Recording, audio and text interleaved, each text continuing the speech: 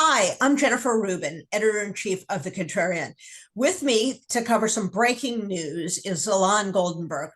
He was a principal deputy at the Pentagon in the first year of the Ukrainian war, longtime advisor to presidents, vice presidents, candidates. Ilan, thanks for making time for us today.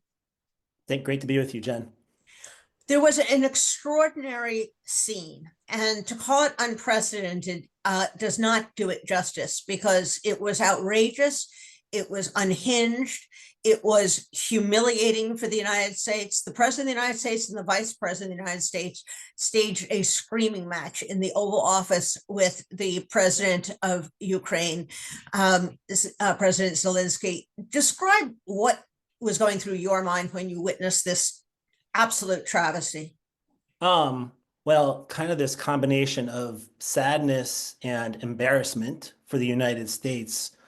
First of all, just after the bravery that the Ukrainians have shown and that Zelensky himself has shown, and you've seen him, over the last 3 years fighting this Russian invasion, and really standing for, just so many things that the United States has historically stood for over the past 80, 100 years, certainly since World War II.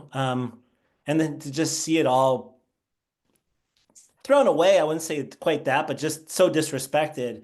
Zelensky has really been working pretty hard over the past couple weeks to just figure out how to deal with Trump. Placate him. This is a playbook you see all foreign leaders using. Just let's see if we can flatter Trump and do what we need to do to get by, because he seems to care a lot more about personal attention, personal flattery than actually U.S. interests. And I think Zelensky was doing a decent job. And I think, at least my own theory is if you watch the video, it's really J.D. Vance who seems to lay the trap. And I don't think it was necessarily something that was coordinated with Trump in advance. J.D. Vance jumps in, he starts talking about Zelensky, being in Pennsylvania at an ammunition factory in October of 24. That's something that's clearly, you were campaigning for Democrats, something that clearly was meant to trigger Trump, and just got this whole exchange going.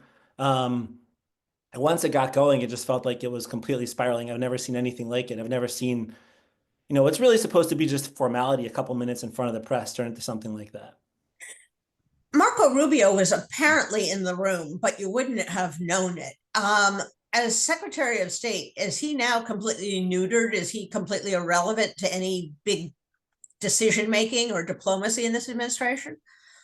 I think right now he's clearly not carrying the weight. What seems to be happening is, in the first Trump term, you had Trump and his MAGA views of foreign policy, really neo-isolationism, but you had so many different forces checking that isolationism, right? This time around, Rubio seems to be one of the very few who's not in that camp, but he's just sitting silently. And it's clear that folks like J.D. Vance and Trump himself are driving the ship.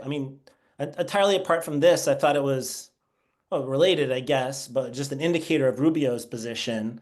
We had a separate Gaza ceasefire discussion going this week, and Steve Witkoff, supposed to go to the Middle East to negotiate that, instead stays in Washington to keep dealing with Russia, Ukraine. And I'm just sitting there asking myself, where's the Secretary of State in all of this? He's not doing it.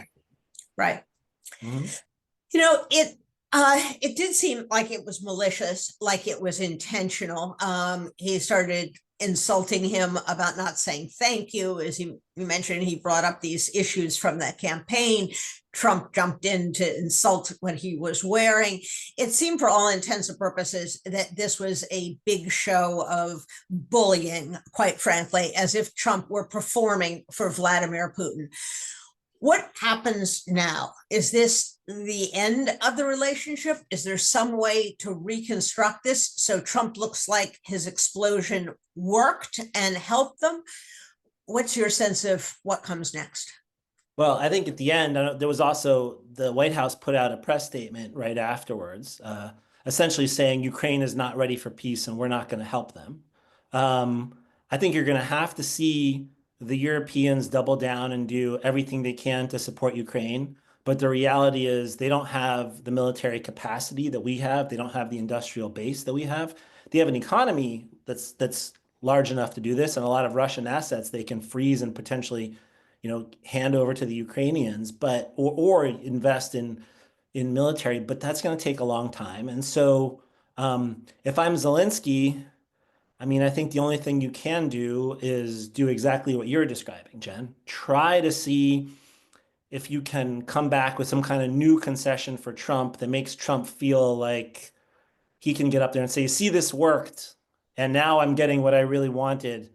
Um, Flattery is the only option right now, it feels like with this president. And selling him on his very specific, weird kind of esoteric things like wanting Ukrainian valuable minerals instead of understanding that, we have a global system that tilts towards the United States because we've built it and we, are the most important player in it. And that is where the US interest comes in. And that makes so much more money for us and keeps us secure and, it allows democracy to thrive and is just so much more vital than, the minerals in this country or, like territory, like Greenland or Gaza or Panama or wherever.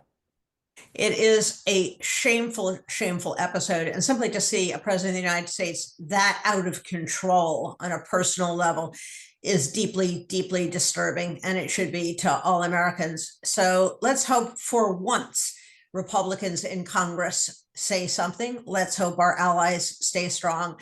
A very, very sad day for America. Thank you, Ilan, for being with us. And thank you so much for all of your contributions to the Contrarian. We'll look forward to seeing you next time.